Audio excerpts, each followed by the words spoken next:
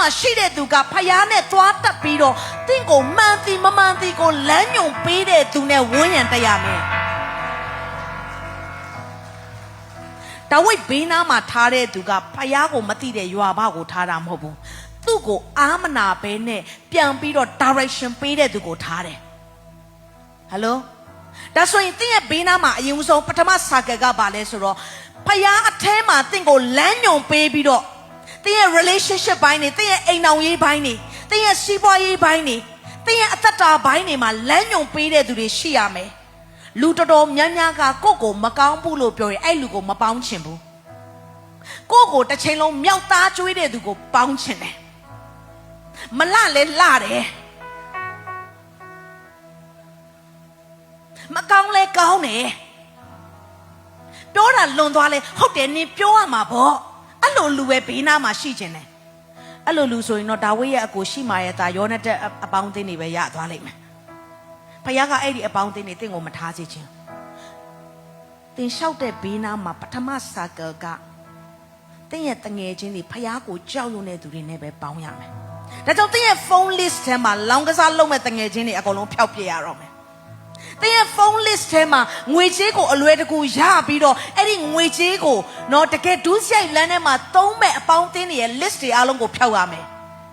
မယုံကြည်သူရဲ့အကြံပေးချက်နားထောင်ရင်တချို့သောအကြံပေးချက်တွေကကောင်းပေမဲ့ဖျားပေတံနဲ့လွဲတဲ့အကြံပေးချက်တွေရှိတယ်တကယ်ချင်းဒီလိုနေတာကောင်းတာပေါ့ကောင်းတယ်ဟုတ်တယ်မှန်တယ်လေဒါကလူချင်းဝတ်ရှိရမယ်တချို့သောဟာတွေကမှန်နေတယ်ဒါပေမဲ့တချို့သောဟာတွေကကြတော့လူကိုခွင့်လို့ရမယ်ဆိုရရမှာဘာဆိုင်လို့လဲမဟုတ်တော့ဘူးအဲ့ဒါကြမတူတော့ဘူးမင်းတော့ပြောခံရပြီဆိုမင်းပြန်ပြောရမယ်အလက်ရောက်ပြီလေဒါကမင်းရဲ့ right ပဲမဟုတ်ဘူးလားပြောပြစီမယုံကြည်သူအပေါင်းအသင်းတွေသည်တချို့သောအရာတွေမှာတင့်ကိုလမ်းညွန်ပေးနိုင်ပေမဲ့နှုတ်ကပတ်တော်နဲ့သက်ဆိုင်သောအရာတွေမှာလမ်းညွန်မှုမပေးနိုင်ဒါဆိုတင့်ရဲ့ဘေးနားမှာယုံကြည်သူဖျားကိုကြောက်ရွံ့တဲ့အပေါင်းအသင်းမိတ်ဆွေတငယ်ချင်းတွေကစီးပွားရေးမှာလည်းရှိနေဖို့လိုအပ်တယ်ဒါဝိဒ်မှာ first circle ကပထမ circle ကဖျားကိုကြောက်ရွံ့တဲ့သူတွေနဲ့ဝန်းရံခြင်း circle လုပ်တယ်ဒုတိယ circle က spiritual ဘိုင်းဆရာမှာ mentor လုပ်ပေးတဲ့သူတွေနဲ့ဝိညာဉ်ရေးခေါင်းဆောင်တဲ့သူကထပ်ပြီးတော့ဝန်းရံထားတယ်ပြောပြစီတင်းရဲ့ဘဝအသက်တာထဲမှာတင်းကို spiritual ဘိုင်းဆရာမှာဝိညာဉ်ရေးဘိုင်းမှာ mentor လုပ်တဲ့ဝိညာဉ်မိဘဆိုတာလိုအပ်တယ်ဒါဝိဒ်ဒီဖျားစကားတန်ကိုချားတတ်တာပဲဘာ prophet ကလိုအပ်အောင်မလဲမဟုတ်ဘူးနော်ဘာကြောင့်ထားလဲသလားတင်နှိမ့်ချတတ်အောင်ထားတာဘာကြောင့်ထားလဲသလားတင်အဲ့လိုလမ်းချော်တဲ့အခါမှာတင်ကိုယ်တိုင်ကမျက်စိကိုကမျက်စိရှိပါတယ်ဒါပေမဲ့မျက်စိထဲမှာအမုံတွေဝင်ပြီးမမြင်ရတော့ဘူးဆိုရင်မျက်စိဘလောက်ရှိမမြင်ရအောင်ဘေးကလူကလာကူညီပေးရတယ်လို့ပဲတွဲခေါ်ပေးရတယ်လို့ပဲတင်ရဲ့ဘဝတက်တာထဲမှာတင်လမ်းချော်တဲ့အခါရှိတယ်အဲ့ဒီခါမှာဘုရားခင်ကတင့်ရဲ့ဘေးနားမှာခေါင်းဆောင်နေအဖြစ်ဝန်းရံပေးထားတတ်တယ်။အဲ့ဒီခေါင်းဆောင်နေရဲ့စကားကိုနားထောင်တဲ့အခါမှာတင့်ကိုပြန်ပြီးတော့လှပခြင်းပုံသွင်းခြင်းကိုပြန်ဖြစ်စေတယ်။အခုဒါဝိဒ်ဒီ prophet ဖြစ်ပေမဲ့ဘုရားရဲ့စကားတန်ဘုရားသူ့ကိုမပြောဘူး။ပြောပြစေ။ဒီဘုရားသားသမီးလို့ပြောပေမဲ့ဘုရားသင်ကိုမပြောတဲ့အချိန်လည်းရှိတယ်။ဘေးကလူပြောတဲ့အချိန်ရှိတယ်။ prophet ကအဖြစ်ကျမ်းစာထဲမှာဘယ်လိုရေးထားလဲဆိုတော့ဘုရားသခင်ကိုယုံကြည်ပါသင်တို့အသက်တာမှာတည်ကြည်မယ် prophet တော်တို့ကိုယုံကြည်ပါသင်တို့ဒီအောင်မြင်ခြင်းရှိလိမ့်မယ်